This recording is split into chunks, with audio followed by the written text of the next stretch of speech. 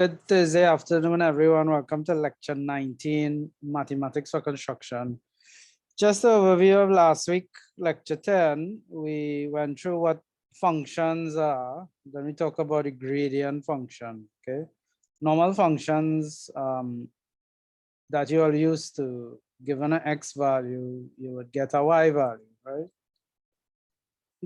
A gradient function is a function, but given an x value, it doesn't give you a y value, it gives you the value of the gradient or the slope of the tangent at that point on the curve, right?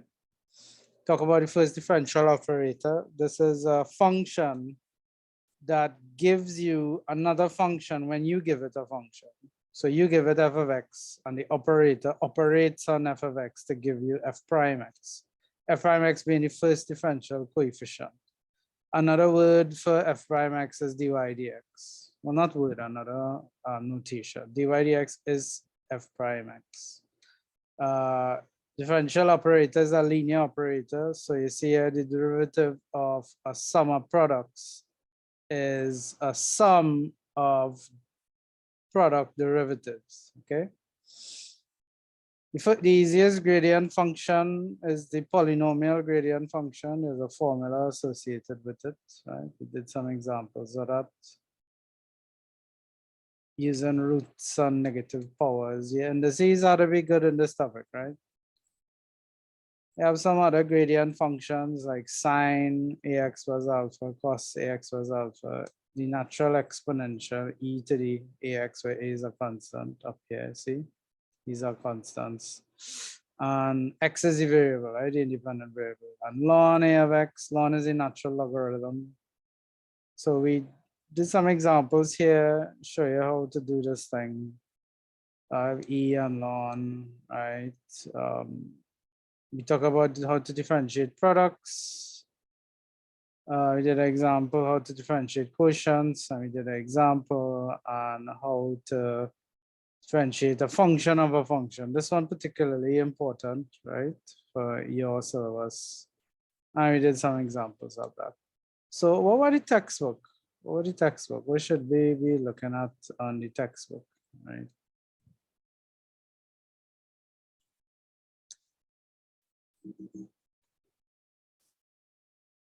We want to start talking about applications of differentiation, right? We did, let's see. We talked about differentiation and quotient last week. We did some examples of that. And function of a function, here to show you how to do that. We could differentiate successively. We'll do that later on, right? When we're trying to find stationary points, but these are some applications of differentiation, right? Rates of change. This is like the most famous application of differentiation, trying to find the rate of change of something, because the rate of change is a gradient, right? If you have some value, temperature versus time, if you have temperature on the y-axis and time on the x-axis, if you plot a graph of temperature versus time, then the gradient of that graph at any point in time is the rate of change at that point. And the rate of change could vary if the tangent is changing. Remember, for any curve, the tangent changing at different points. The only time you don't really have a gradient function is when you have a straight line, where the gradient is always constant. Most interesting phenomena in nature and in the real world are curves. So the gradient at a point changes at every single point. So we would want to find a rate of change of some quantity that you plot versus time. So you see, and we have some examples here. The L, length L in meters of a certain metal rod is given by this formula here. This is a quadratic formula. So L versus theta, right? So theta is the temperature, right? And L is like your y value, okay? And this is determine the change of length per degree Celsius, okay? So L is a function of theta. So they wanted to find dl d theta when theta is 100 and when theta is 400. So you find dl d theta, you differentiate, right? This coefficient here will be when you differentiate that, right? When you differentiate something squared, you multiply 2 by the points, all those zeros 4, and you get all those zeros 8. And you just substitute when theta is 100, right? This classic examples here. You had to kind of understand your physics and your units, all those kind of things, because construction have a lot of quantities with units. Okay, so you have to get into the physics side because these applications are real world applications of the mathematics, right? So here we have luminous intensity I varies with the lamp voltage, right? Some constant by V squared, right? So I is a function of V. I is the intensity, V is voltage, okay? They want to know if the rate of increase is 0.6 candelas per volt, what is the voltage at that point that has that rate, right? So again, you know, I is this function here, you di dv, what you differentiate, you get divt is 8 by 10 to the minus 4. 10 to the minus 4, of course, meaning that's 10 to the power negative 4, that's 1 over 10 to the power 4, that's 0.0001. Okay, you have the number 1 and you shift the point 4 places to the left. So you're basically solving the equation. 0.6 is equal to 8 by 10 to the minus 4. So you just do simple change the subject of the formula to find out. Rate of change with temperature. Well, if you plot a graph of temperature versus time, okay, here we have this formula, Newton's law of cooling. It's a very famous formula. It says the temperature varies with time as a substance cools, e to the minus kT. And we could plot this, you know, we could plot this and see how it looks like.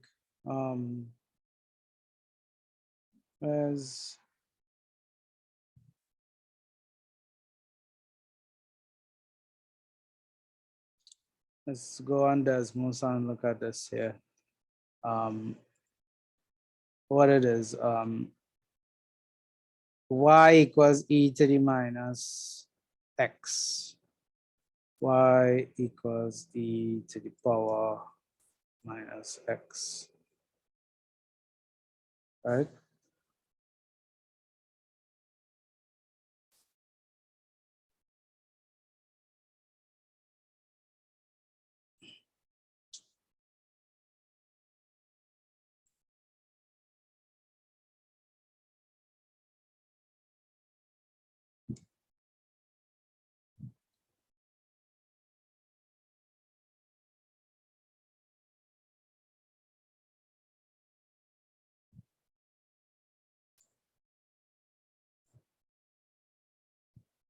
Right, so k could be some value like say 2 or say 0.01, depending on the value of k, the constant that affects how it cools, right? But you see how it's cooling there. If I multiply say by 3, you're just changing the branch, the steepness of the branch really. If you zoom in, you see the temperature is cooling, it's already decreasing over time, but the decrease is not constant. The tangent at any point is not the same. The gradient of the tangent at different points is different. So it shows that the rate is changing as well, right? So if you have theta versus t time, then the gradient function is d theta dt, just like dy dx.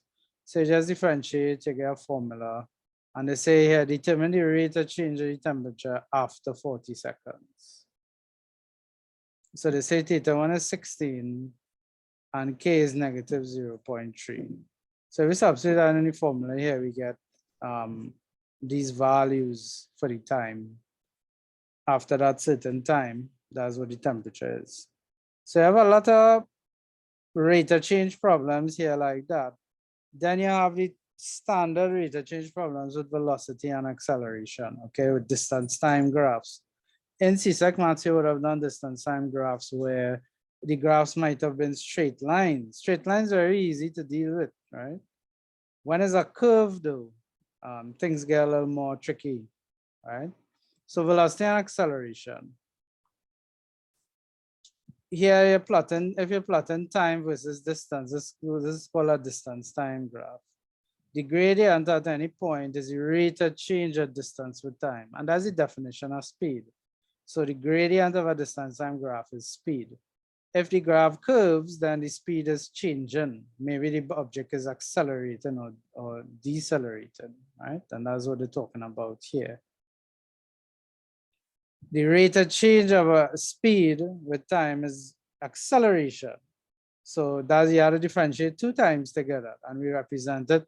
Look, the differential operator d and dx dt here being applied to dx dt. So the notation for that is almost like if you multiply things, you get d by dt squared, and dt by dt is this is supposed to be t not x, right? And this x here, and this is supposed to be t below. So this is second differential operator, second differential coefficient, right?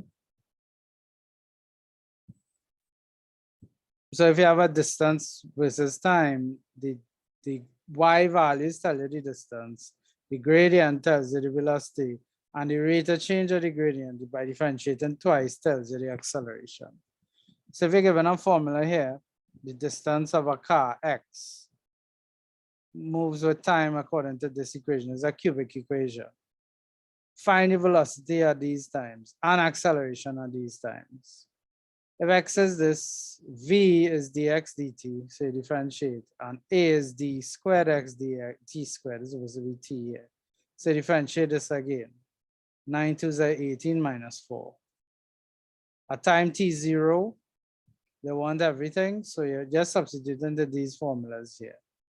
Similarly, type t 1.5, there's some substituting the formulas there.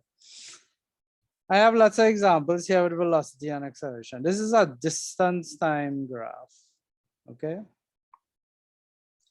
They could give you other relationships, but you kind of have to know the physics to understand what it is happening, right? This here is angular velocity. If you're not sure about angular velocity and momentum and these things, if you don't have that physics background, this is going to be confusing. So whatever mathematics I do with you, all the examples going to be kind of straightforward. Otherwise, I'll explain it, right? It'll be fairly simple. But note that the courses that you're going to do in construction going to have a lot of physics in it, because no matter how you cut it, engineering is applied maths and physics. Okay, that's what engineering is. So you're going to have to do all manner of courses like thermodynamics, fluids, mechanics, statics, dynamics, lots of applied courses where the mathematics that I teach you, you're going to be using, okay? Turning points. This is where we want to get at. The application we want to use is turning points, right? And we see that here in the course outline. And when we look at the diagram, when we look at this table here, we're gonna do, and we did all of this last week, P5, right? We did P5 last week. Oh, P6, we'll do P6 in a while, but M3 says integral calculus, which we haven't studied yet. But look at the D2, differential calculus techniques to determine min and maxima, right? Minimum and maximum problems. So that is what these turning points are, okay? So if you have a curve here like this, you see this point, this figure here, up here, 44.4, this figure here. The y value changes with x. X is the horizontal axis, y is the vertical axis. X is changing, Y is changing with X. It's a curve, right? This is like a cubic curve here. Cubic curves, some of them, they look like this. Where what we call stationary points is where the gradient is 0. Okay, so if this is the case here, Y and X, then dy dx equals 0. Dy dx equals 0 at what we call a stationary point. Now I have two types of stationary point. You have a maximum point and a minimum point. The P is an example of a maximum point, Q example of a minimum point. Now, don't get too confused with the name min and max. Maximum point does not mean that this is the maximum value the function will have. Okay? Similarly, a minimum point does not mean that's the minimum value the function could have. No. As you see this curve here, it goes to positive and negative infinity. Look at this point R here, keeps going up and up, greater than P. And this point O here keeps going bottom, lower and lower as you move more left, which is smaller than Q. So that is the name of the points. That doesn't mean there's a minimum value of the function or the maximum value of the function. Okay, generally, that's not the meaning. Okay, so any diagram above, they say P gradient is 0. They say as X increases, the gradient of the curve changes from positive to 0 to negative. So that's point P here. Gradient is positive, then is 0, then is negative. This is called a maximum point here. That's what they're saying. Say a maximum point. If the gradient changes from negative to 0 to positive, if it getting greater, the gradient increasing, then such a point is called a minimum point. Okay, so the gradient is decreasing for a maximum point. It was positive, then it went to 0, and then it went to negative. Think about it in terms of money. If you have a positive amount of money today, and tomorrow you have 0, and the day after tomorrow you have negative money, that's an overall decrease, right? So the gradient is decreasing for a maximum point. For a minimum point, the gradient is going from negative to 0 to positive. That's an increase in the gradient for a minimum point, right? Everything is in your textbook. That's why I'm not bothering to write out notes here. We're just going to do calculations for the notes, right? Refer to your textbook and the diagrams that I have in the videos here for when you want to understand the theory. So generally, these points where the gradient is 0 is called turning points. There's another type of turning point where there is no overall increase or decrease in the gradient. Locally, dy dx is 0, but for these points of inflection, the gradient, you see here, gradient is negative, then 0, then the gradient is negative again. There's no real increase. Neither here is positive, 0, positive. So this kind of S-shaped curve, there's a point of inflection. The gradient is 0 at the pointer, but it's not a minimum max. It's called a point of inflection. So these are stationary points. Another synonym for them is points of inflection or turning points, right? Not points of inflection, sorry, turning points. So stationary points, turning points fall into three possibilities: min, max, and point of inflection. So what's the procedure for finding stationary points? Well, you kind of hope they give you y equals f of x, because if you don't have the equation or the curve, then you don't really know what to do. If you plot the curve, if you give you a plot of the curve, then you could just watch the curve and see if it have a minimum or maximum. But then if they give you a certain snapshot of the curve, you may not be able to see if it's a minimum or maximum in the domain that they give you. So usually these questions come in the form where you have the equation, right? Have an equation, you find dy dx and p equal to 0. And you just use your algebra knowledge to solve that equation. So again, this is algebra, solving equations. It ceases to be differentiation after the first two lines, which you will see in an example just now. After you've solved the equation, they say find the second derivative and find the value of it at the values of x that you solved before. here.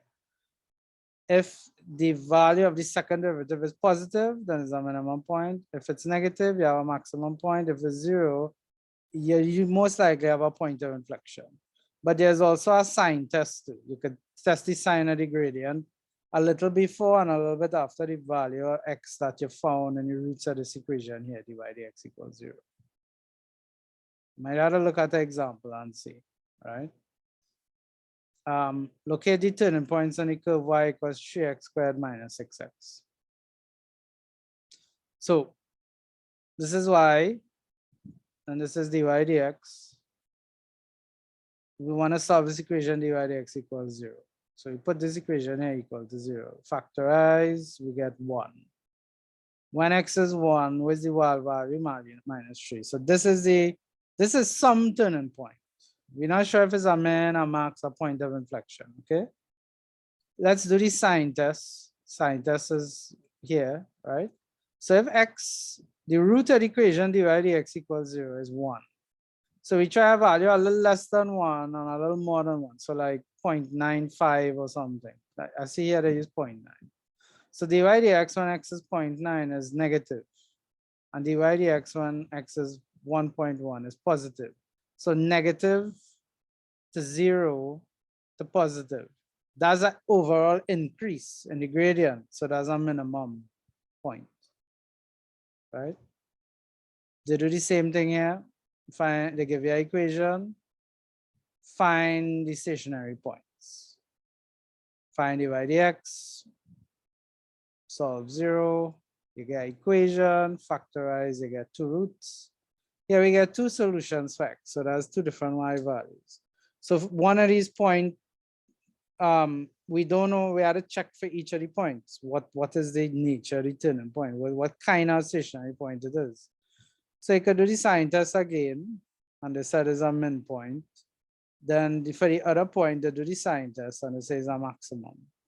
And generally, this is how cubics behave. And this is a cubic here. Cubics, if they have a min and a min point, they will have a max point. If they don't have any min or max point, they usually have a point of inflection.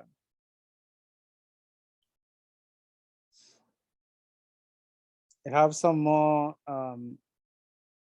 interesting examples with the other kinds of functions, right? Remember, you could get sine x, cosine x,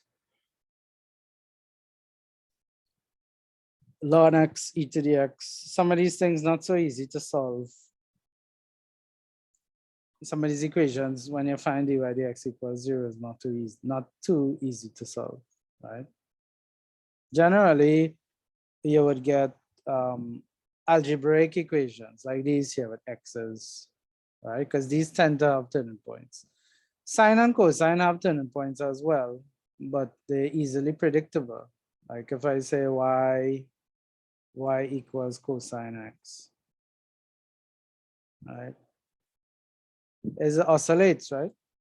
So there are many minimum and maximum points. Look, there's a min point here at pi negative 1, and there's another min here at 3 pi negative 1. I have many maximum points too. So for sine x and cosine x, yeah, infinite number of stationary points. So if they ask you to find a stationary point for these trigonometric functions, they tend to tell you what domain that they're talking about, which quadrant they're talking about, right? Tan x is not a periodic function like sine and cosine. It is kind of strange, right? It's periodic, but it's a little bit strange. You see here, it is periodic, but it's not oscillating. And these points are points of inflection here at x equals 0, right? You see, the curve look like a positive, then it going to 0, but then a negative again. So that's the trigonometric ones. E to the x and ln x don't have no stationary points.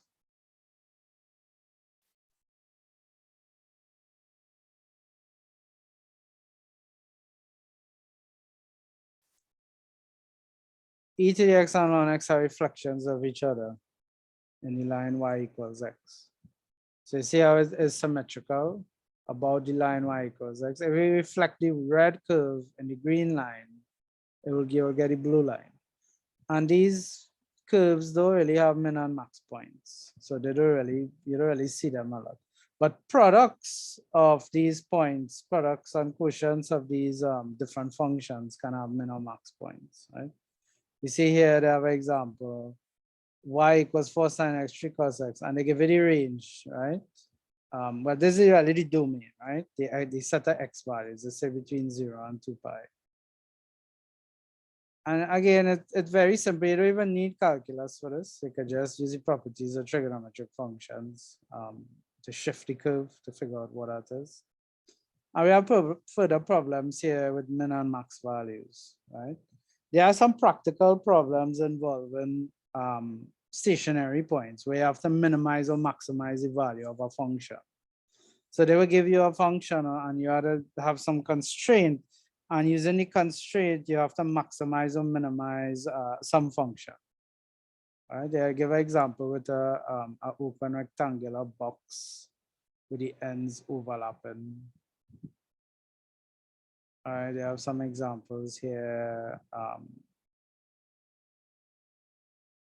They cut in a cylinder from a sphere. So these are highly geometric problems, right?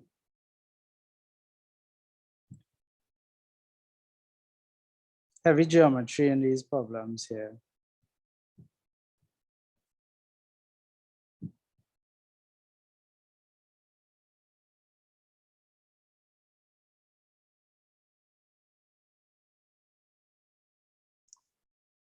Questions with voltage and motion, lots of application questions. And then tangents and normals are also something that you could use calculus for, especially when you have curves. When you have two straight lines, you don't need calculus, right? Because we know the equation of a line is y equals mx plus c, and we did that coordinate geometry, rectangular coordinate geometry, right? Straight line geometry. When you have curves, however, is a little bit tricky. The normal, we did this already. We did this already in lecture 9, I believe.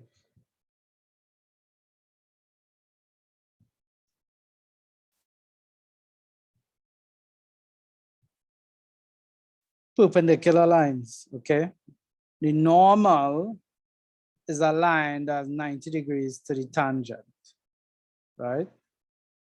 And they're perpendicular to each other. So the product of their gradients is -1. That's what they're saying here.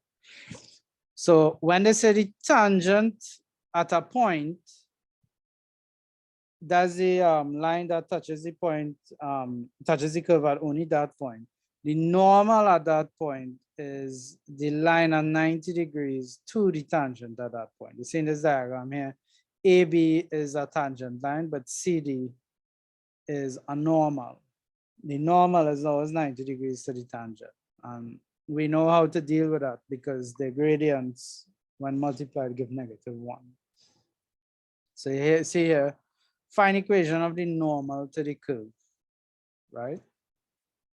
So they give you a point. So what you have to do, differentiate this, find a gradient, then find a gradient of the normal and use that to determine the equation of the line. That's what they did here. It's not a lot of steps. Here they're asking you for the equations of the tangent and normal to the curve. This is just to practice your coordinate geometry, really. Small changes. When x is sufficiently small, a small change in y over a small change in x is approximately equal to dy dx, the value of the gradient function at that value of x. So look at this example here. A given y is this, determine approximate change in y if x changes from 1 to 1.02. This is a change in x. What's the corresponding change in y? So given y, we find dy dx, right? Since delta y over delta x is approximately equal to dy dx, then if we multiply both sides by delta x, then delta y is dy dx by delta x. Or what we normally say, delta y is the value of the gradient function at that value of x multiplied by the change in x. So we're gonna use these formulas in blue here in this question here. So you see dy is approximately equal to dy dx by the change in x, delta x. So define dy dx, which is 8x minus 1, substitute for x to get 7. And you multiply that 0.02, so you get 14 divided by 100, 0.14. This is another example here with a pendulum swinging. T is the period. It's given by some constant by the square root of the length of the pendulum. So again, the indices how to be good at this point. Using the idea that a change in T is the gradient function multiplied by the change in L. So find the gradient function here, you substitute here, and you substitute for L and K. And there's a change in time. So percentage errors and these things is also useful, a useful use of small changes where you have some quantity that changes with another quantity, like y changes with x, and you know x is changing by a certain amount. Where's the corresponding change in y? When the change is very small, that's what small changes is about, right? And the example is kind of self-explanatory, really. That's the end of that chapter there with some questions. And you'd rather do 45. I think I gave you what to study. It's 42, 43, 44, and 47. So after 44, we go to 47. You may not need to study 47, which is the log differentiation. They say you have to do log x though. That's why I put it on the syllabus here, because they have log e of x or log x, right? So it's worth going through this chapter and remembering logs and the laws of logs and how to use it to differentiate simple logarithms. I don't think we will get this sophisticated because they really just want log x, nothing too sophisticated like log of something. Okay.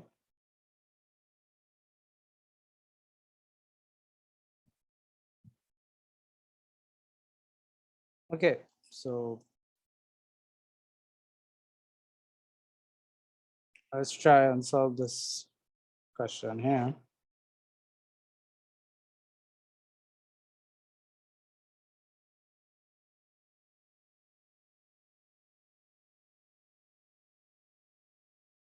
So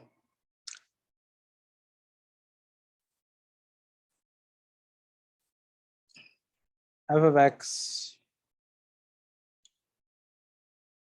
the given f of x is this, right? We need to find f prime x.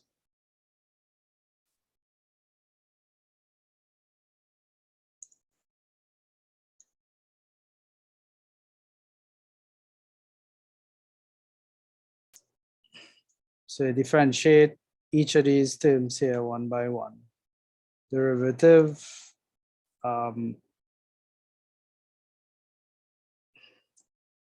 so you apply the first differential operator to the function.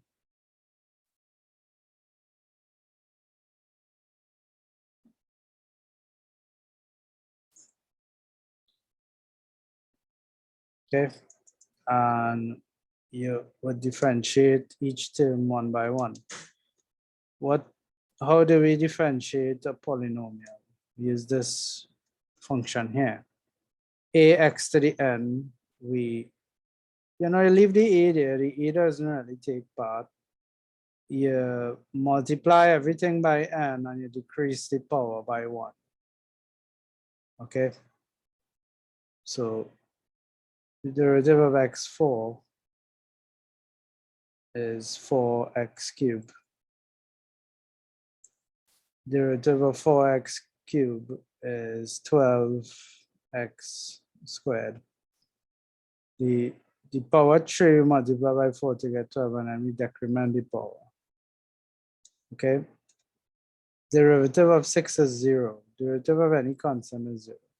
That's because the gradient of a horizontal line is 0. Okay.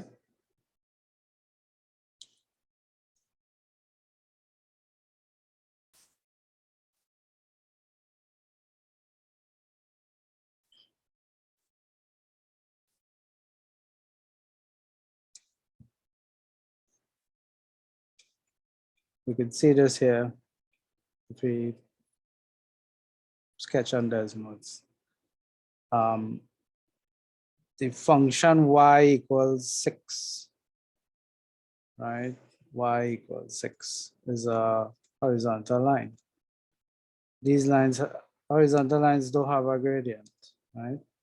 So if I apply, just for argument's sake,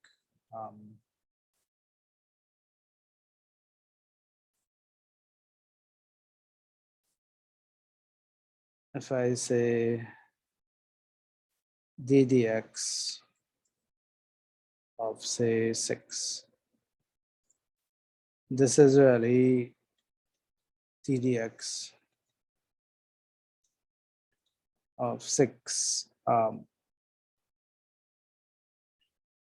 Sorry, the gradient of a straight line is 0, right?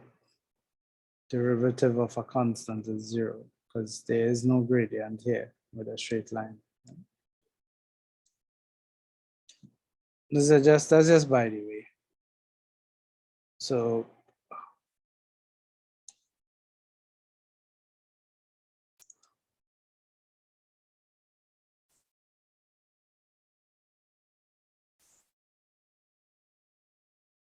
for stationary points,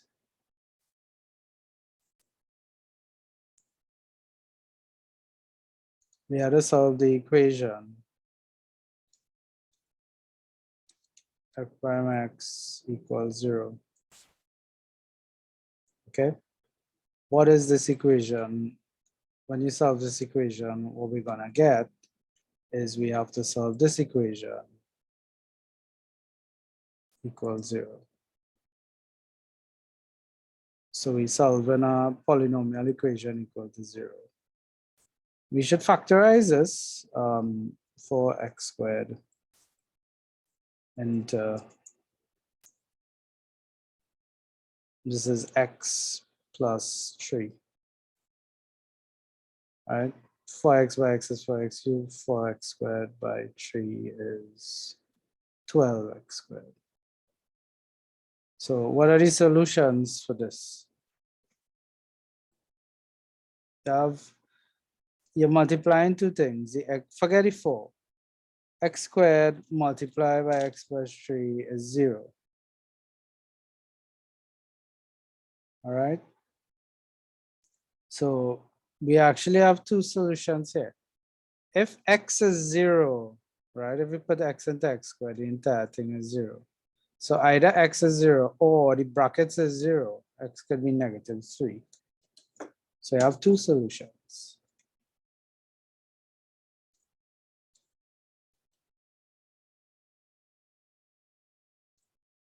So you could say either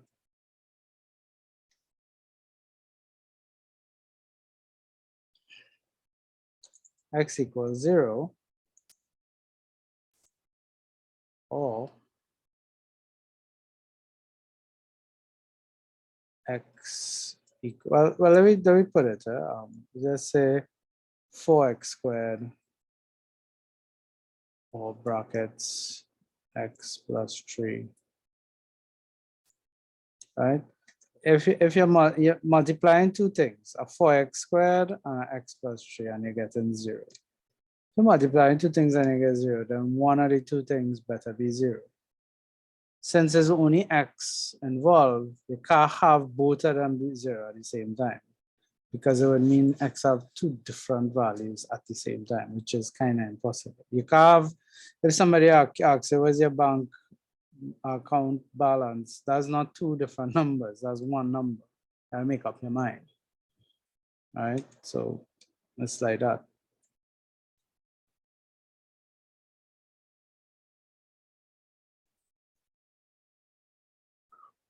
So either x is 0, if we solve this equation here, you get 4, right? X is -3. Since we get two values for x, we could find f of x, right?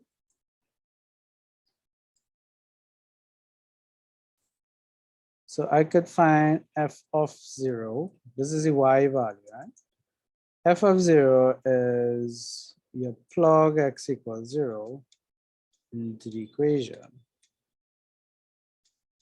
right?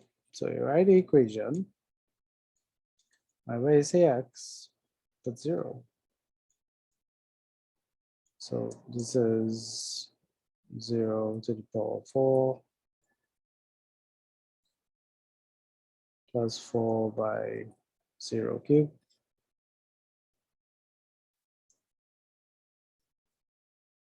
So all these things is 0, just get -6. -6. I do the same thing for the other coordinate. We want to find when x is -3, right? So f of -3, want to know the y value because they're asking for the coordinates. So as soon as you get the x value, get the y value because they want the coordinates, right? So f of -3, let's see what this is.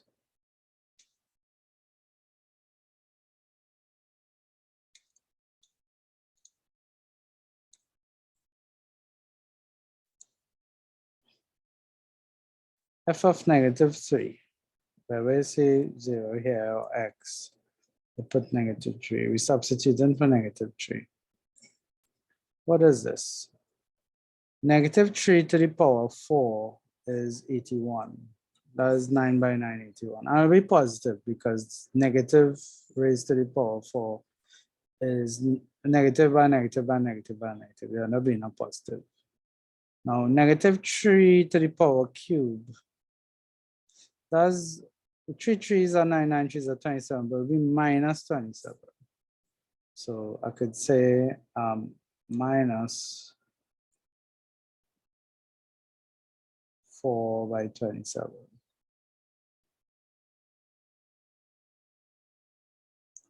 Minus 6. Okay. What does equal to? 4 by 27 is 4 by 25 plus 2. 4 by 25 is 100.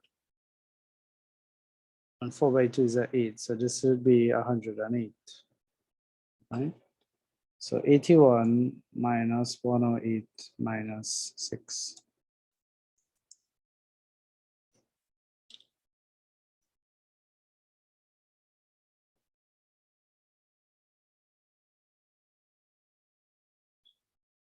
$81 minus 6 is what? 75 minus 108.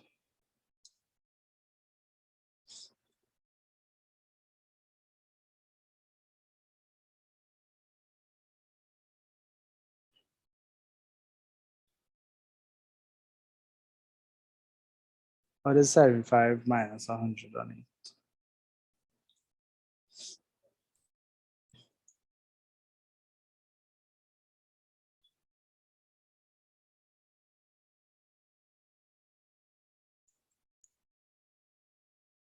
We take away 5 from both numbers. It's the same difference, you know.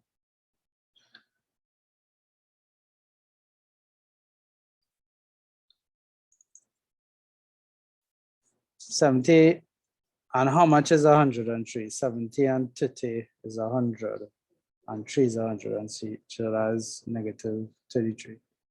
So I know the coordinates are the points now, 0 minus 6 and -3 minus 33. Now I had to find the nature of the points, right? So to help with that, we could do a table to do the sign check, right? So the idea is we have different values of x, and we want to find f prime x, right? For those different values. So the value of x we want to look at first is 0. So when we want to check 0, right? We want a value a little less than 0. So a little less than 0 might be, say, negative 0.1.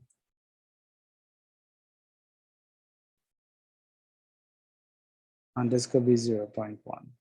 Right? These are values very close to 0. So we know f prime at 0 is 0. Okay, that's in this equation here.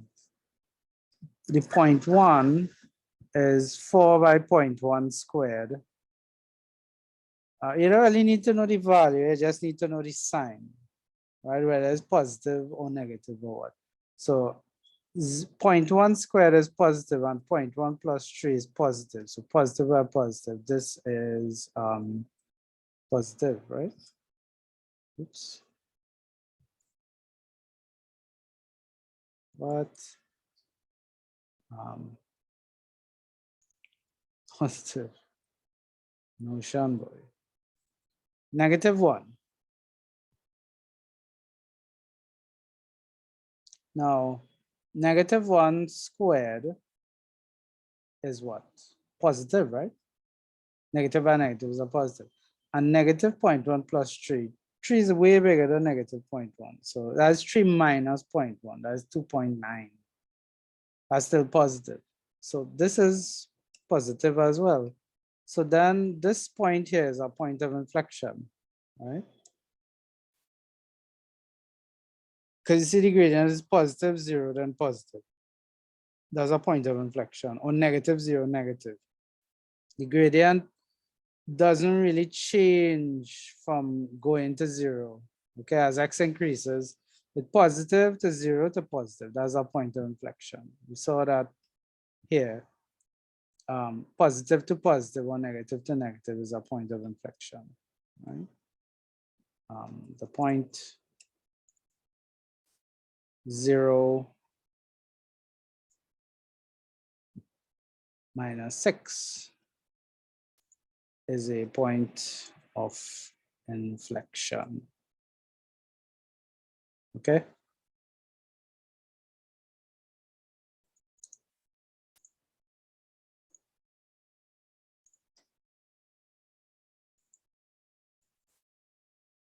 So we do need sign test at x equals 0.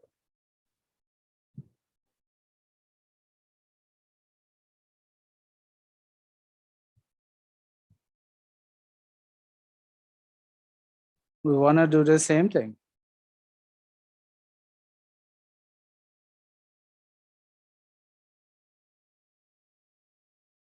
For the other point. We want to say at x equals -3. So -3, we know the gradient is 0. What is our value a little bit bigger than -3?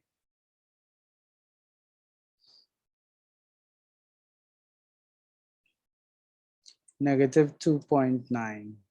We try -2.9. And this is -3.1. This is a value a little less than 3, and this is a value a little more than 3. So let's look at the gradient, the value of the gradient at that point. Say -3.1. Again, the x squared is positive, but -3.1 plus 3 is still -0.1. So it's negative by a positive.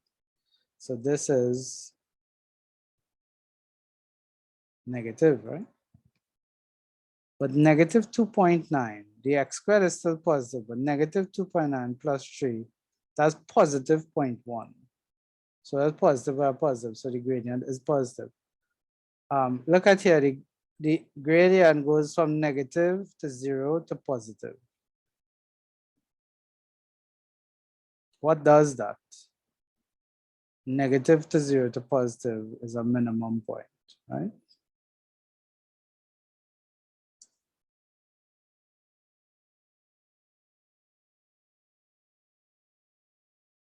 So point -3.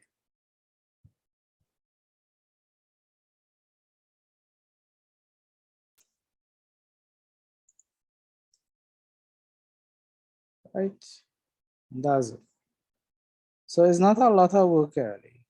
Okay, it's a good bit of algebra. You have to factorize and solve maybe a quadratic, maybe a cubic equation. You wouldn't really get cubic something because I don't really teach you all how to solve cubics. For this course, you don't need higher order polynomials, how to solve them. Up to quadratics is fine.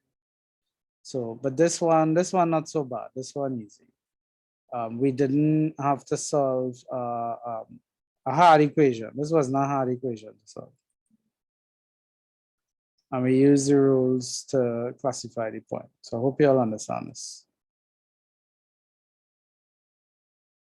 So this is a similar question, but there's a little twist to it. Think about the question carefully. They give you a function, it's a cubic, and you don't know all the coefficients. This coefficient is A, right? Capital A. A is a constant to be determined, right? A is some constant to be determined. You don't really know what it is, but I give you information. I'm telling you that this function, there's a minimum point when x is 1. So use that information to not only figure out A, but to classify and find the coordinates of the other stationary points. Usually with cubics, if you have a minimum point, you tend to have a maximum point as well. If you don't have any minimum max points for cubics, you just have a point inflection, right? Like, we could give you an example here in Desmos, right? Like if I have y equals x cubed, right? There's a cubic here, and this is like a stationary point. So I could say 2x cubed plus 5, right? Well, 3. Okay, there's a pointer inflection here. Say the gradient is positive, then it goes to 0, then it goes positive again as a pointer inflection, right? But if I give you another cubic,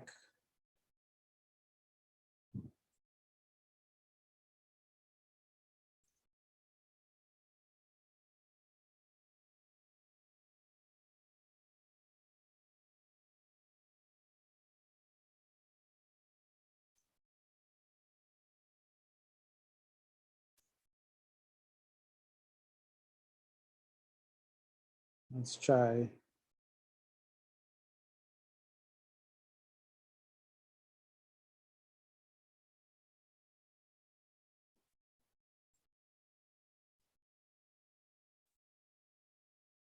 Right, let me zoom in a little bit on this cubic here, right? The green one. Let me hide the blue one for now. See the green cubic, some weird equation. I could probably change that to a 2, right? 3257. You see it has a minimum point up here, sorry, down here, and has a maximum point up here, a min and max. That don't mean the function is bounded by those values. Right? Say, if you zoom out, the function going to infinity as x gets bigger, and as x gets smaller, going to negative infinity.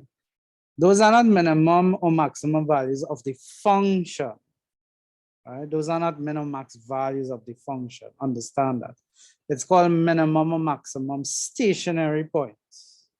Yeah, that's a keyword here, turning point or stationary point. That's where the gradient is 0. Right? Min is not defined like artistically. A min point is defined if the gradient is increasing. It goes from negative to 0 to positive. That's what a minimum point is. When we look graphically at that, there's a minimum point here. You see, at this point here, the gradient is negative. Then the gradient is 0 here. Then the gradient is positive here. because that's the tangent, right? The tangent to the point sloping in that way. Okay, that's what really a minimum point is. So with this question here, think about it, work on it. It's not so hard, but it has a little trick in it. Slight little trick in it. As usual, write down the information you have and write down equations based on information they give you. Okay.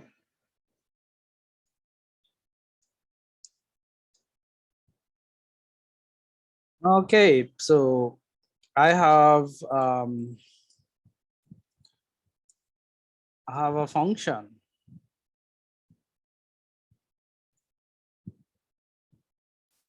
Okay. I don't know what A is. I need to find it, but I'm told that there's a minimum point. What has to happen for a point to be a minimum point? The f prime x had to be 0, right? So f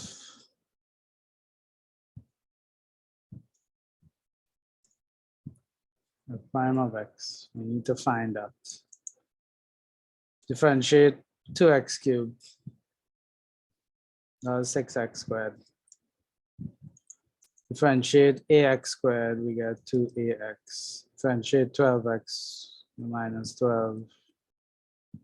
And derivative of 4 is 0. Okay. So this is f prime x.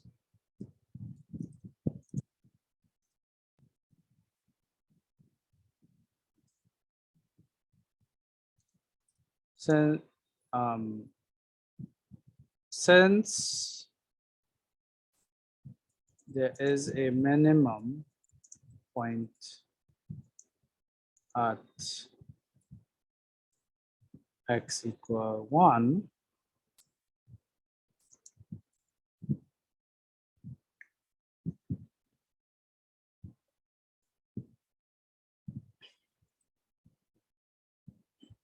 it must follow that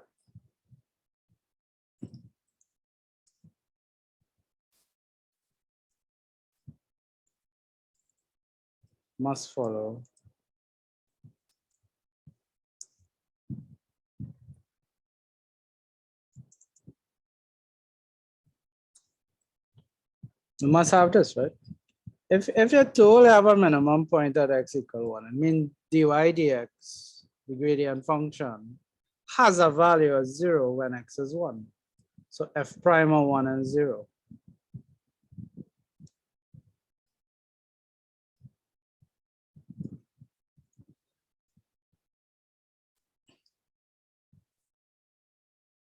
F prime of 1 is, where is the x I put 1? It has to be equal 0. Right?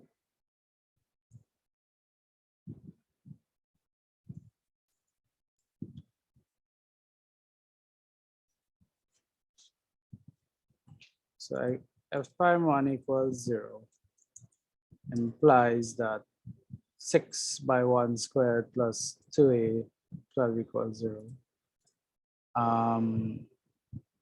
This is essentially 6. 6 plus 2a minus 12 equals 0. So there's 2a minus 6 equals 0. 2a equals 6. A has to be equal to 3. So a is 3. So we know what the entire function is. We know the gradient function. It's just solve dy dx equals 0 now. It should be 0.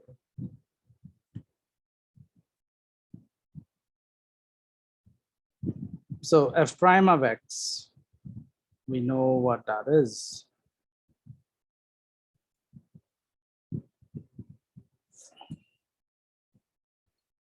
F prime of x equals this value here, this 6x squared thingy, with a equals to 3, right? 2 by 3 is 6. If a is 3, then 2 by a is 6. So this is what f prime of x is. You could factorize this amount. It's always good to factorize if you could. X squared plus x minus 2. Okay.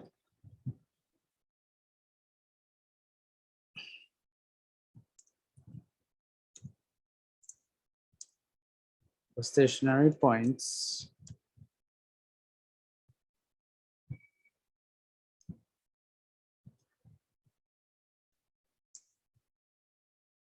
f prime x ought to be equal to 0, which means that this entire equation has to be equal to 0. Which means the stuff inside the brackets ought to be equal to 0. Right? 6 by something is 0, just something better be 0. Okay. How you solve this equation? Yeah, that's a quadratic. Could it factorize? Factors of 2 that add up to 1. Factors of 2 is 1 by 2. 1 by 2, and they could add up to positive 1 if you have positive 2 minus 1, because it's negative 2. Okay. So I need to find two numbers when multiplied give negative 2. Okay, that would be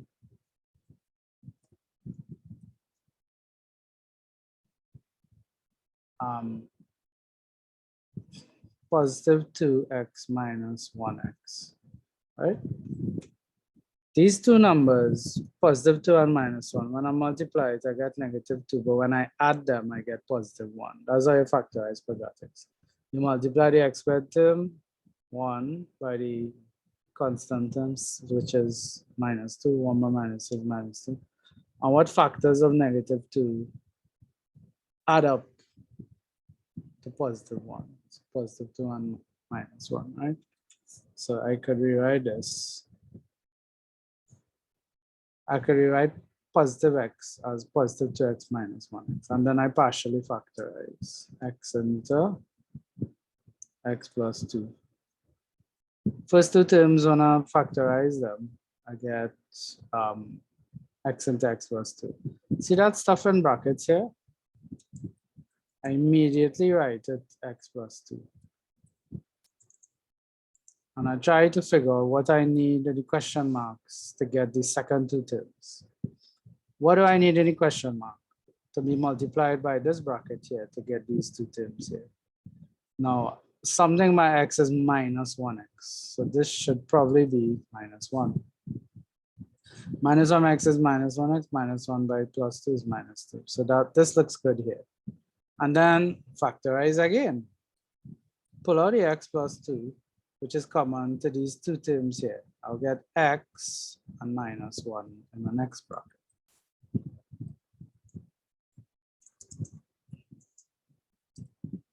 Right? And then, you know,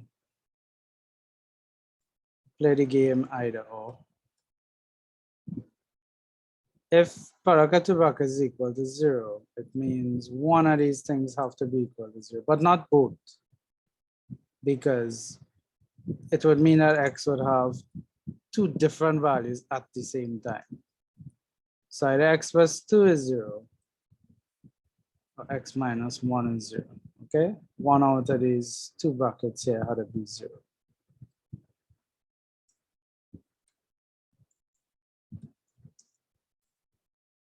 So either x is negative 2 or x is 1. And this x is 1 here, we got that in the first place because we were told that, and we use that to find a. And then we use a to solve the equation. So we know we're supposed to get a solution, but we have another solution. Now x equal 1, we're told is a minimum point, right? The book also suggests that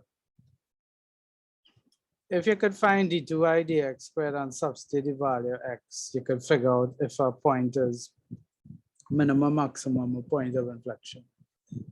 If it's 0, is usually a point of inflection, but you should use the sign test to be sure, right? When you get positive or negative, it's kind of conclusive. You don't need the sign test. So that's fine. The second derivative, right? Up here, let me copy this. We say second derivative, the first derivative, well, we know a is 3, right? So we write this here, a is 3, 6. And f double prime is the second derivative. What you do is to differentiate the gradient function again. So differentiate 2 times. First time together, second time, this is 6 2s are 12x plus 6, which is 6 into 2x plus 1. That's a second derivative, okay? F double prime of x. So I could find f double prime of negative 2 and 1. I don't need to know the exact values. I just need to find the sign of it. So f double prime of negative, well, let's try 1, positive 1 is what?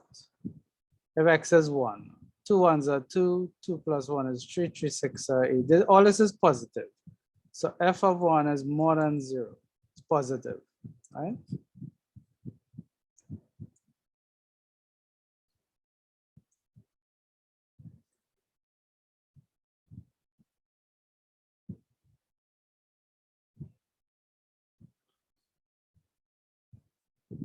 When f is, let me find these coordinates one time here. F of 1 is f of 1. We need to substitute into the equation to find y value. So let me just copy this here into this equation.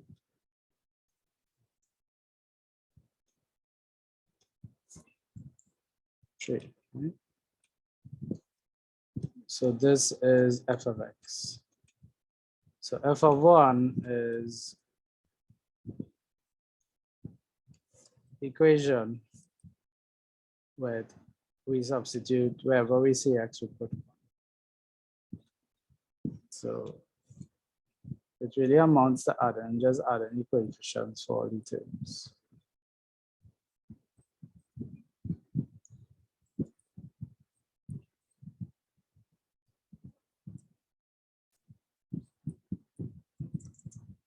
So this is 2 plus 3 minus 12 minus 4. Okay. 2 plus 3 minus 12 minus 4. 2 plus 3 is 6. 6 minus 7 is minus 6. Minus 6 minus 4 is minus 10.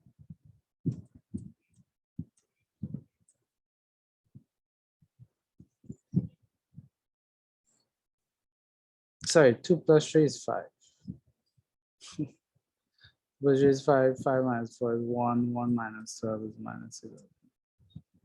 Right? So for this one here, the point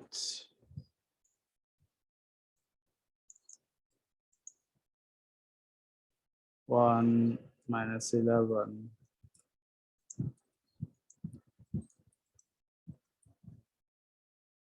is a minimum, which it told us, huh? It told us at the beginning of the question. Let's find f double prime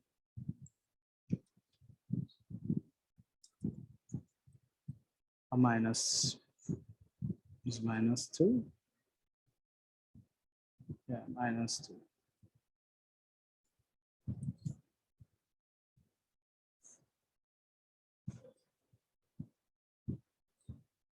Also here, I want to find f of minus 2. F of minus 2, minus 2, minus 2, minus 2. We substitute into the equation f of x for negative 2, just like what we did for 1. So what is this?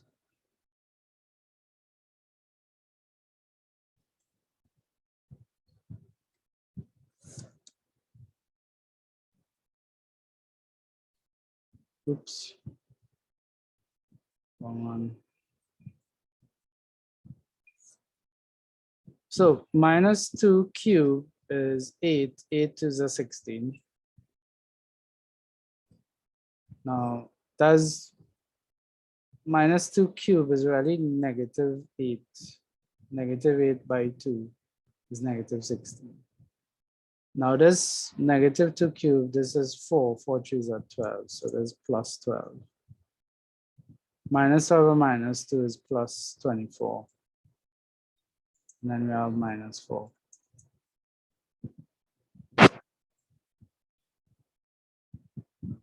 So minus 16 minus 4 is minus 20. Minus 20 plus 24 plus 12. Does 24 minus 20 is 4. 12 and 4 is 16.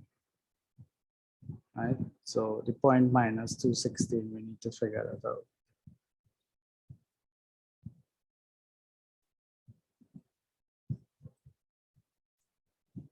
So what is f of minus 2? F double prime, sorry, of minus 2. If you put minus 2 inside this expression here, you'll get 2 by minus 2, which is minus 4, plus 1 is minus 3. Minus 3 by a positive is a negative. So f double prime of negative 2 is actually less than 0. All right? If the second derivative is negative, then the point is a maximum. Right? So this is a maximum. And it makes sense because cubics, when you have a minimum, you have a maximum. And we could plot this, 2x cubed plus 3x squared. We could do that. Let's try that. Let's say y equals 2x cubed. 2x cubed plus 3x squared minus 12x minus 4. Ooh, I just zoom out to see this, right? See this here? The maximum point is minus 216. That's what we get here, minus 216. And the minimum point over here is 1 minus 11. That's 1 minus 11. So it makes sense. We verify our working with Desmos. There's not a lot of work in here, but you gotta use the fact that it told you there's a minimum point. That means something, Hope you'll understand that. This could be an example of an evil question, right? Example 3. They give you one number, 300, right? They say that a can must be created from that amount of sheet metal. You all know what sheet metal is? Is metal in the form of a sheet, like paper, a sheet of paper, right? You cut the metal and you can make shapes out of the metal. You could weld it together and make a shape. And this is a cylindrical can. So assume you all know what a cylinder is, right? They want to know what's the maximum volume the can could have. What is a cylinder? What is a cylinder? This is a cylinder here, right?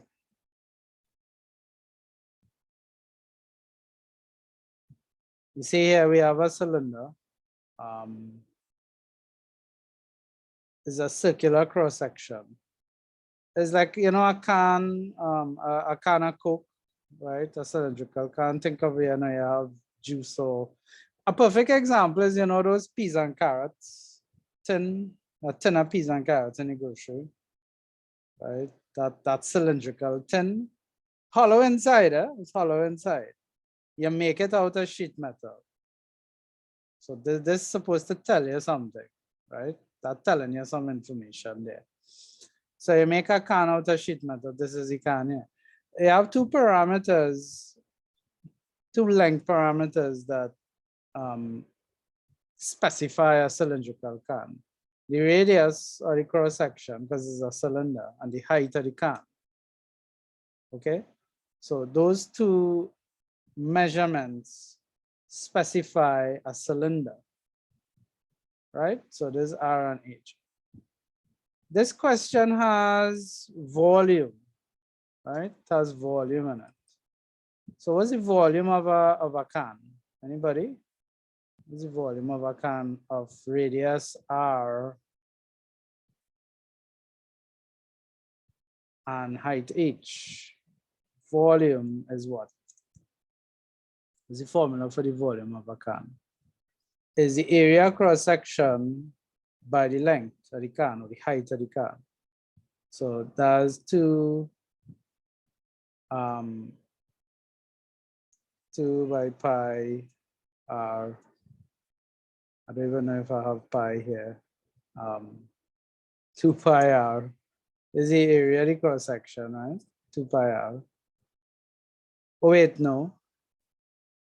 It's pi r squared.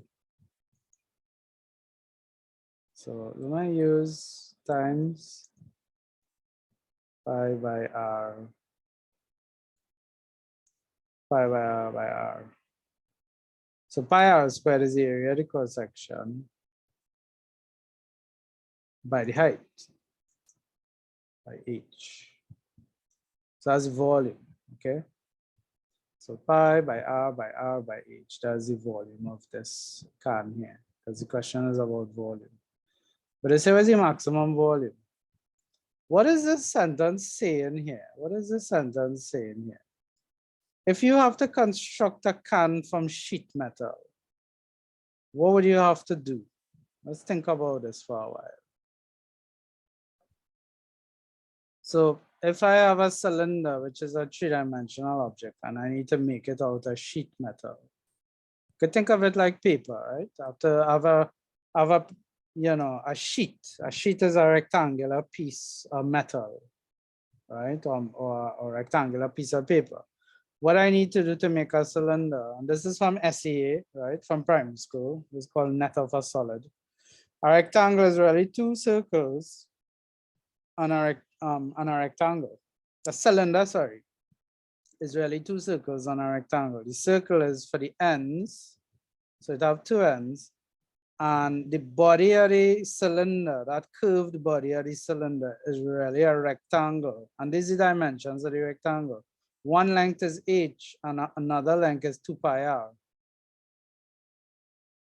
So if I have to cut this out of sheet metal, what it's telling you the 300 should be?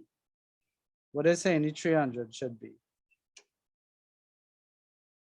All right, anybody tell me? What quantity you're looking at here? Not volume, right? You're not looking at volume. What's the quantity you're looking at? Area? Yeah, area, surface area. So the area of this circle and this rectangle should be 300. That's the constraint they're giving you. They say you have 300 centimeters squared of sheet metal, and from that you have to make a cylinder. So the cylinder has to be 300. You have to find a way to use up 300 of sheet metal. So they're trying to tell you the volume, not the volume, the surface area of the cylinder is sheet metal, right? That is 300. So the surface area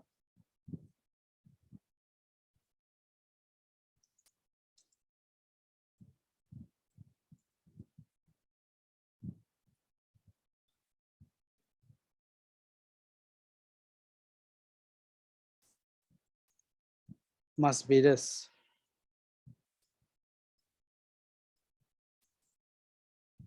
Right? Now, there are many ways for something to have that surface area, okay? For example, we could pick different values of R and H that could make that happen. And the idea is not to guess. What's the formula of the surface area of a cylinder? That's what we got to look at here now. Sorry.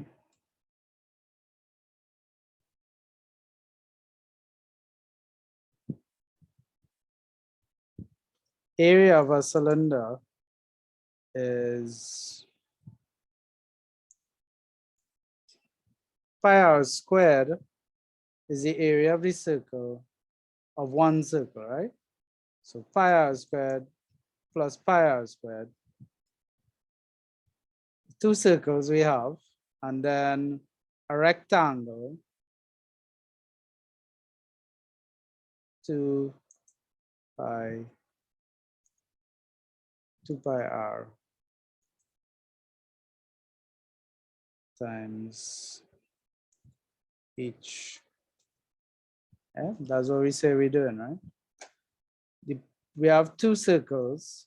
That's these two guys here, area pi r squared, and this is 2 pi r by h. Okay, so that's the area.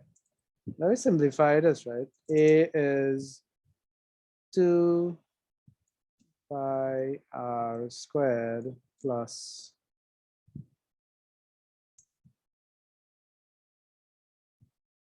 2 pi r h.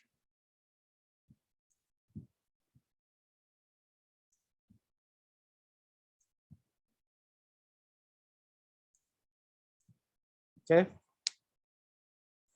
And we could factorize this, I believe. Factorize this. This is A equals, I could have a 2 pi r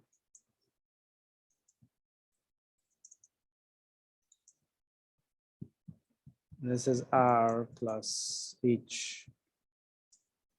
Okay. 2 pi r by r is 2 pi r squared. 2 pi r by h is 2 pi r h. That's the area, the surface area of a cylinder. Volume of a cylinder is what now?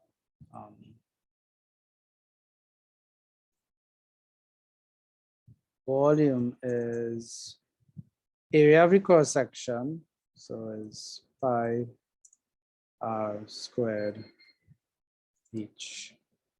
That's the volume. Volume is pi r squared h.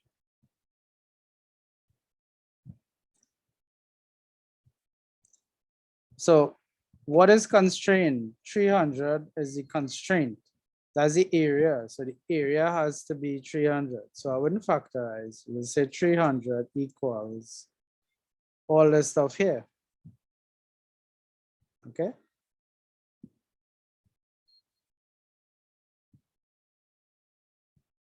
So what I could do, I have two quantities, R and H, that is changing. Depending on R and H, I could have a different volume. Right? So you see how the calculus coming in here now. There are many values for R and H that would give me an area of 300. But for each of the pair values for R and H, I will have a different volume. That is why I want to maximize the volume. So the idea is to eliminate one of these variables. Right? The best one to do is H. So we make H a subject of the formula.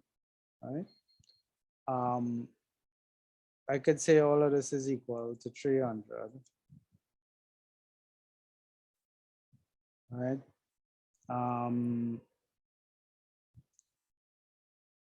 Change this around. 2 pi RH equals 300 minus 2 pi r squared.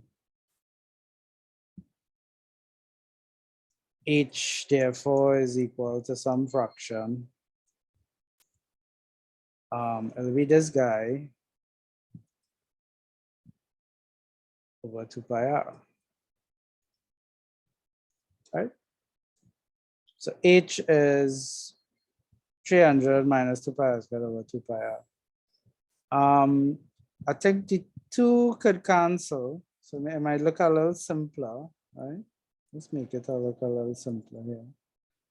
This is 150 minus pi r squared over pi r. That's what h is. I know we should probably put some brackets around that to make it look a little better.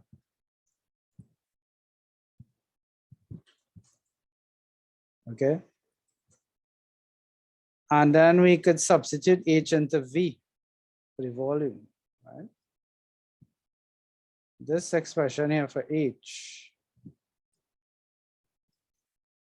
I could substitute this into here.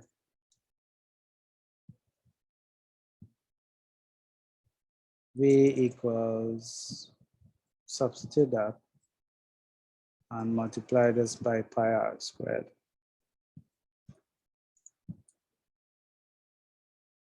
Put brackets around this thing. All right, so pi r squared by this and this guy here. Notice a pi r would cancel. Okay.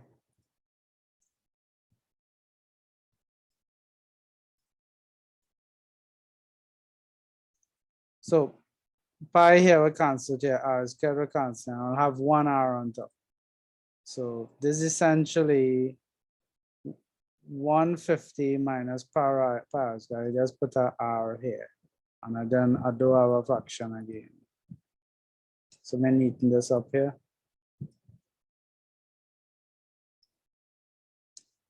Right?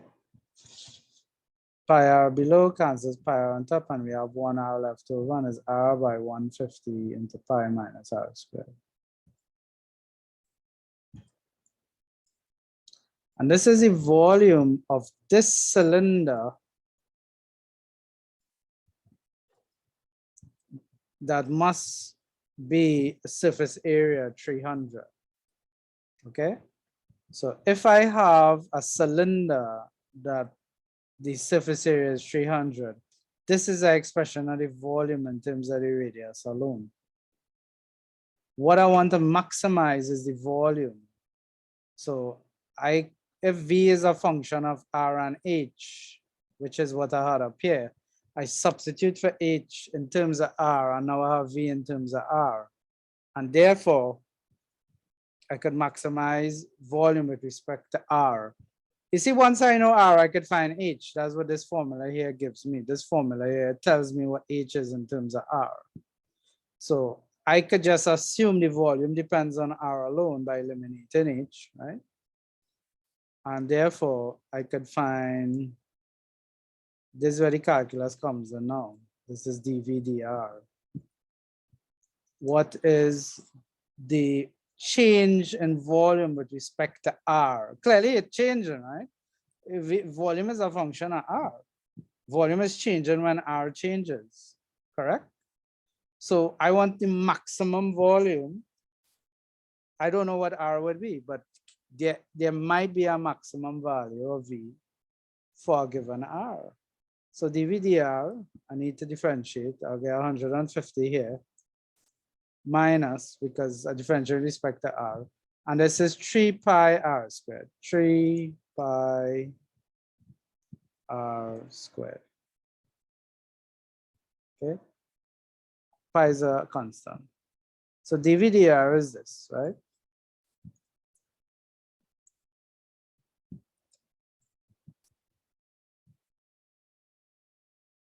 For a maximum V, we must have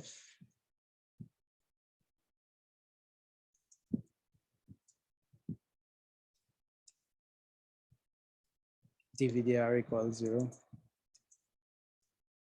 This means that 150 minus 3 pi r squared equals to 0. What does this mean now? How do you solve the equation? Right? This means 3 pi r squared is equal to 150, right? Which means r squared is equal to 150 over 150 over 3 pi.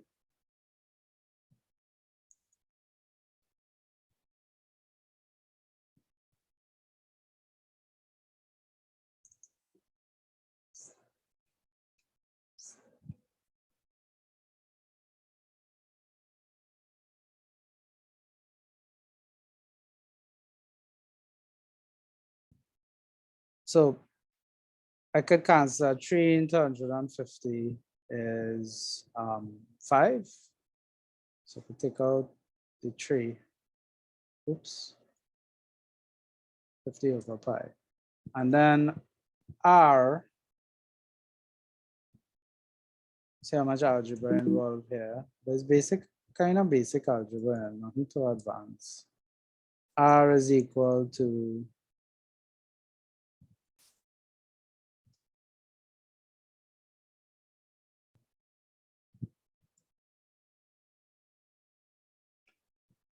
plus or minus the square root of 50 over pi. And it's not just the square root of 50. I'm gonna put some brackets here.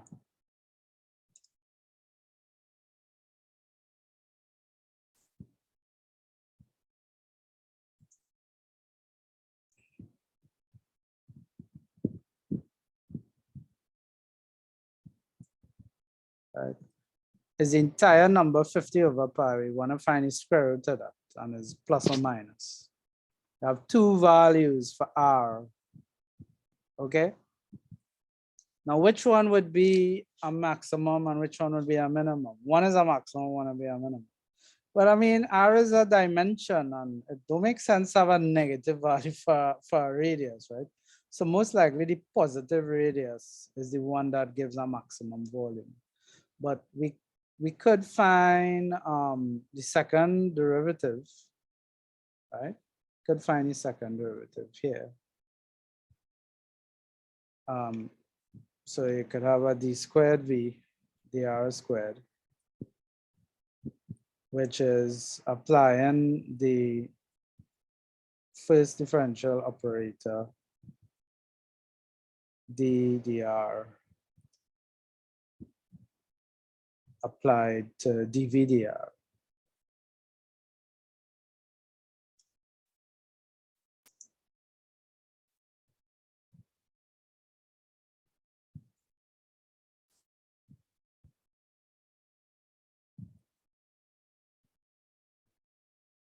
Right? So if we apply differential operator, it means differentiating again, essentially, right? This means we want to differentiate again.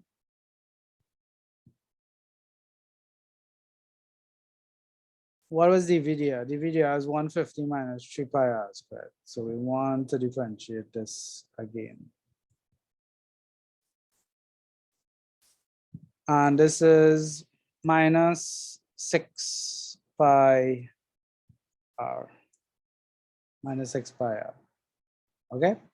Because the 150 is 0. 3 by 2 is 6 pi, and r, the power goes from 2 to 1.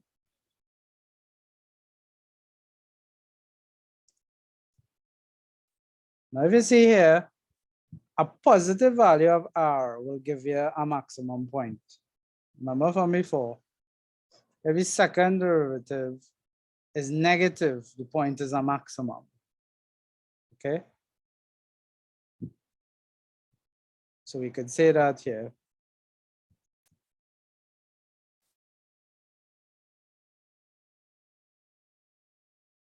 A positive value of r would make, sorry, would cause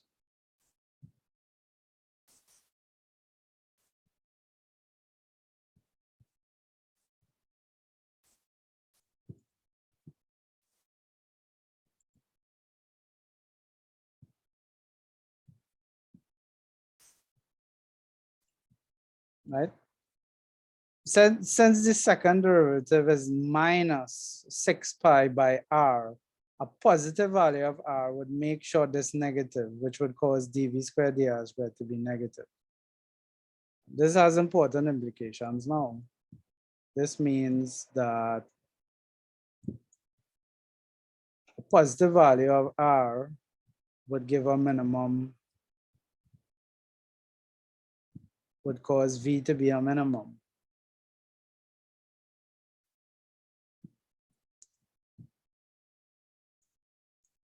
Sorry, a maximum, right? Because maximum occurs when there's a negative second differential coefficient. You see how you can't use the sign test here because you don't really know what r is yet. So you're just checking it, right? So you use the positive square root of this here. So this is the value of r which maximizes the volume. And we want to know what is the maximum volume. So V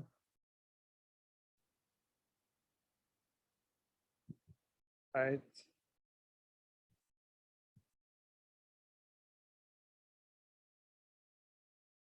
V when r is square root of 50 over pi.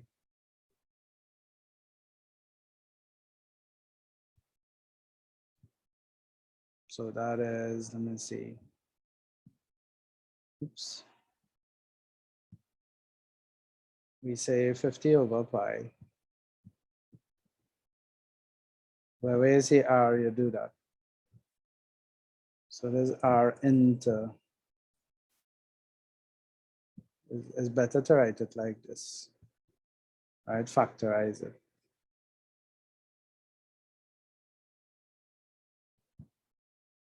V equals that value there, square root of 50 by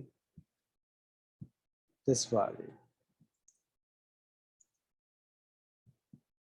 150 minus 50 over pi.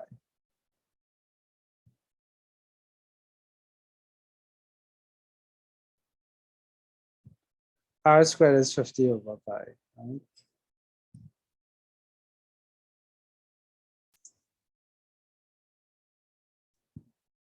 So pi r squared is 50 over pi.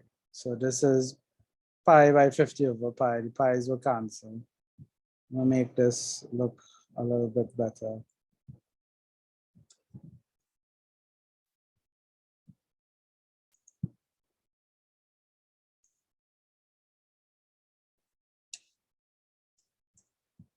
Okay, so these pi's would cancel here.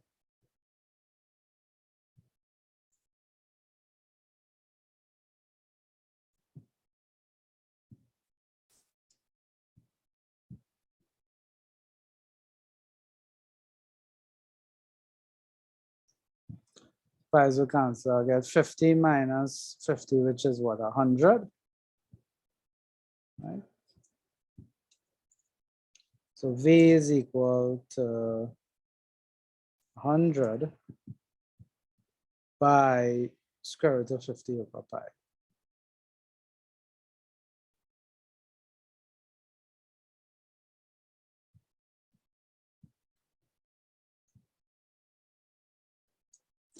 So as the maximum volume is here. We could call it Vmax if we wanted it.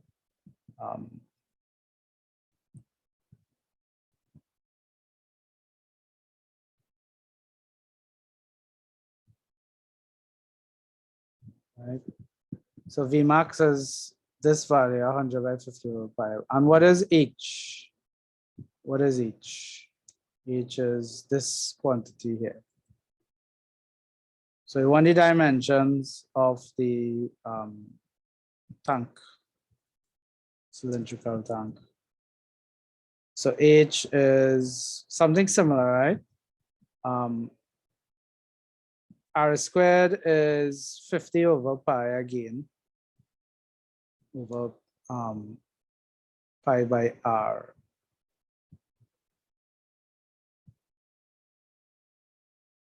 So this pi r squared, the 150 minus pi r squared, this is really 100. as we saw from before.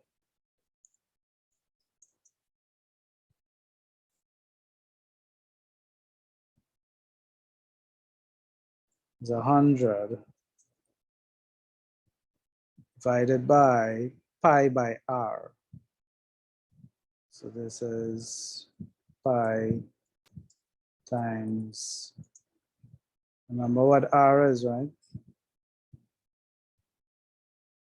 Square root of 50 over pi. Okay. Remember the 150 minus pi r squared, that's this stuff up here. R squared is 50 over pi. So pi r squared is 50. And 150 minus 50 is 100. The bottom is pi by r. R is the square root of 50 over pi. So this complicated thing here is what h is.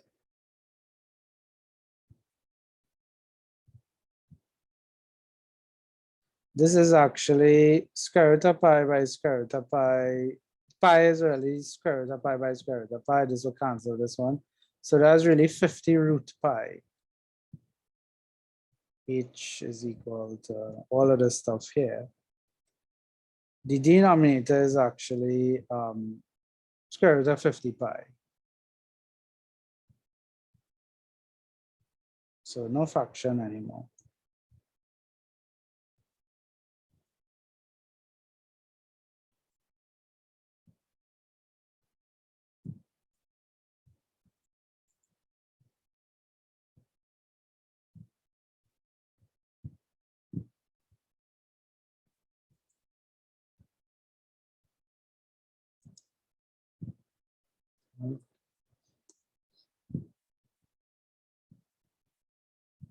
So frac of 100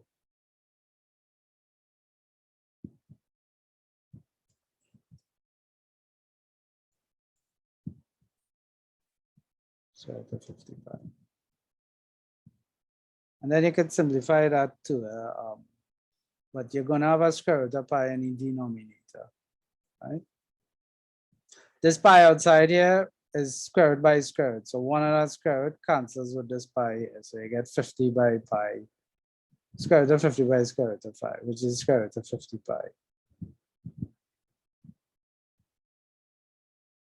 100 is 50 by 2. You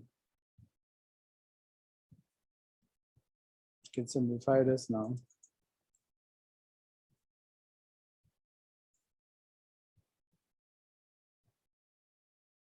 Don't you have this? This is 2 times 50, right? So I could have a 2 root 50 up here divided by root 5.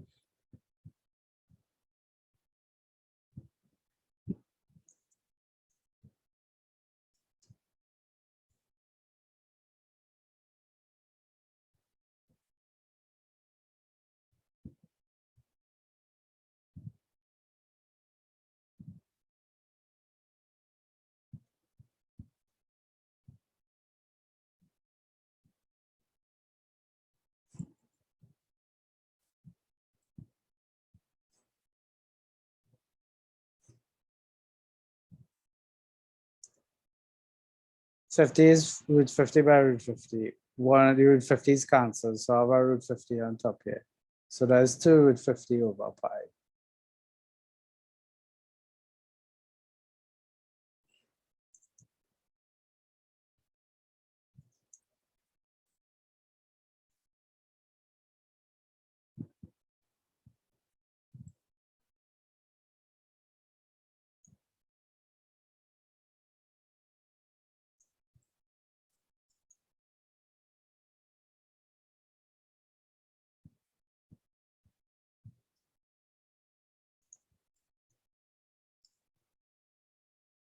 That's what h is. So r is 50 over square root of 50 over pi, and h is twice the square root of 50 over pi.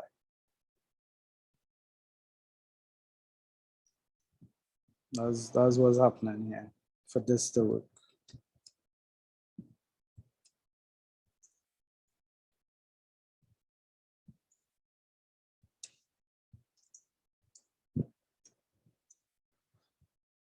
So that's the dimensions of the can, and the volume is 100 by 50 root pi. So everything is multiplied by a 50 root pi. R is a square root of 50 over pi. H is 2 by square root of 50 over pi, and volume max is 100 by 50 square root of 50 over pi. This is how you do a question like this. Is you see, is it not really tricky, it's not really hard, but it's a little complicated, and you have to switch your mind. You have to work with some diagrams and see what they're asking you, what being maximized. Here, volume is a function of R and H. That's what's happening here. So what I did, I used the value of the surface area is constant. It means R and H are linked via this equation here. So I substitute for H, that's the easiest one to do here, into the volume, and then I get a volume in terms of R alone. And since volume changes with R, it could have a maximum value. So if I DVDR, solve that DVDR equals 0, figure out which one would cause a positive, a negative value, the second derivative, which would make sure that the point is maximum. And then you just find H, because you have a formula for H in terms of R, V in terms of R, and you know what R is already. So I think you all might have to go over this question, but this is what it is.